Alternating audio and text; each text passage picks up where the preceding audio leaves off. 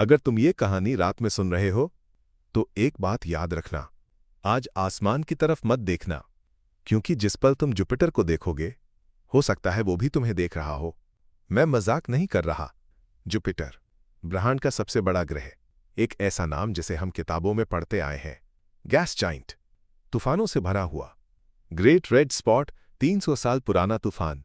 पर कोई ये नहीं बताता कि वो तूफान कभी रुका क्यों नहीं। कोई भी चीज 300 साल तक जिंदा नहीं रहती जब तक वो जिंदा ना हो। मैं एक एस्ट्रो डेटा एनालिस्ट था। मेरा काम था स्पेस से आने वाले रेडियो सिग्नल्स को सुनना, न देखना, सुनना, क्योंकि ब्रह्मांड ज्यादातर बोलता नहीं, फुसफुसाता है। और जुपिटर सबसे ज्यादा। पहली बार जब मैंने जुपिटर का रॉ साउंड सुना, वो कोई रेडियो वेव नहीं थी, वो सांस लेने जैसी आवाज थी।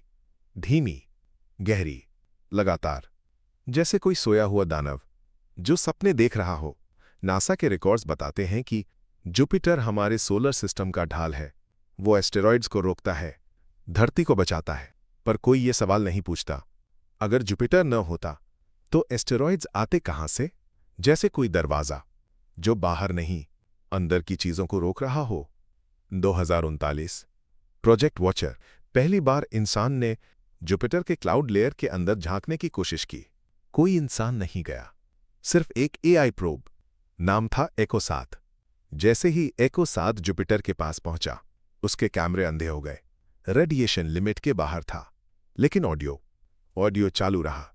और जो रिकॉर्ड हुआ वो आज भी क्लासिफाइड है, क्योंकि उस रिकॉर्डिंग में कोई एलियन नहीं बोल रहा था।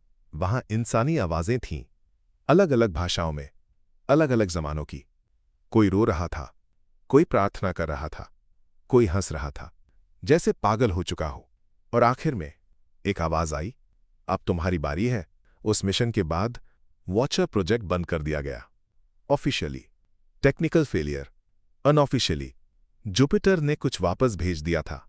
डेटा नहीं, टर। जुपिटर के 4 बड़े चंद्रमा आए, यूरोपा, गैनीमीड, कैलिस्टो। वैज्ञानिक कहते हैं ये बस मून है, पर पुराने डेटा में उन्हें लॉक्स कहा गया है। 4 ताले। यूरोपा, बर्फ के नीचे समुंदर, इतना गहरा कि वहां सूरज की रोशनी कभी नहीं पहुंची, पर वहां हरकत है, गर्मी, जैसे कुछ अंदर से उसे पिघला रहा हो। आयो, सबसे ज्यादा ज्वालामुखी वाला चंद्रमा, लगातार फटता हुआ, जैसे किसी चीज का गुस्सा बाहर निकल रहा हो। गैनीमीड, सबसे बड़ा मून, अपना मैग्नेटिक फील्ड, अपने नियम।